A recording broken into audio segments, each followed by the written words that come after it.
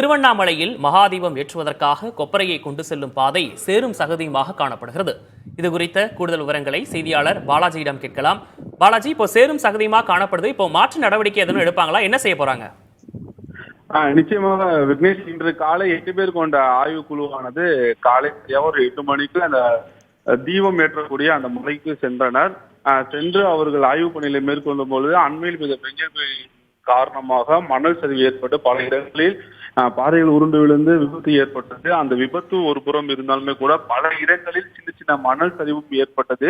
எனவே நேற்று வனத்துறை அதிகாரி ஒருவர் நம்மிடம் பேசும் பொழுது அந்த தீபம் கொண்டு செல்லக்கூடிய, அதாவது கொப்பரை எடுத்து செல்லக்கூடிய வழியில் பெரும் சேரும் சகதியமாக இருக்கின்றது. எனவே 2500 பக்தர்கள் அந்த பகுதியில் செல்வது மிகவும் சிரமமாக இருக்கும் என்று நேற்றே வனத்துறை அதிகாரிகள் தெரிவித்தனர்.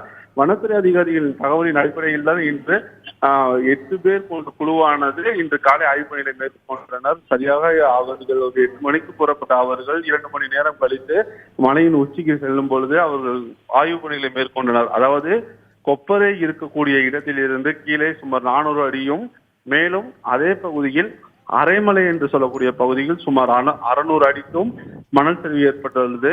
இந்த இடத்தை எல்லாம் ஆய்வு செய்யும் பொழுது மழை நீரின் தாக்கமானது இன்றளவும் பெரும் தாக்கத்தை ஏற்படுத்தியுள்ளது. மேலும் மணல் அரிப்பு ஏற்பட்டு சேரும் சகதியுமா இருக்கின்றது. எனவே 2500 பக்தர்கள் மேலே செல்வது மிகவும் கடினம்தான். இதற்கு அரசு என்ன மாதிரியான நடவடிக்கைகள் எடுக்கப் போகின்றார்கள் என்பதை நாம் பொறுத்திருந்துதான் பார்க்க வேண்டும். அண்மையில் பெய்த பெஞ்சல் புயலின் காரணமாகவே தான் இது போன்ற தாக்கம் ஏற்பட்டுள்ளது. இதுவரைக்கும் கடந்த காலங்களில் இது போன்ற விபத்துகள் ஏற்படவில்லை. எனவே இந்த முறைதான் மிகவும் கடுமையான சேதத்தை திருவண்ணாமலை சந்தித்துள்ளது. 2500 பக்தர்கள் மேலே செல்லாமல் இருந்தாலும் கூட பரவாயில்லை. ஆனால் கார்த்திகை தீபம் இந்த முறை நிச்சயமாக எப்படியாவது மேலே ஏற்றப்பட வேண்டும் என்றும் கோயில் நிர்வாகம் தெரிவித்து வருகின்றனர். திருவண்ணாமலையில் மகாதீபம் ஏற்றுவதற்காக கொப்பரையை கொண்டு செல்லும் பாதை சேரும் சகதியுமாக தொடர்ச்சியாக காணப்படுகிறது. ஆய்வும் நடத்தியிருக்காங்க. அடுத்த கட்டமா என்ன நடவடிக்கை எடுக்க போறாங்க அப்படின்றதையும் நம்ம பொறுத்திருந்து பார்க்கலாம். தற்போதைய விவரங்களுக்கு நன்றி பாலாஜி.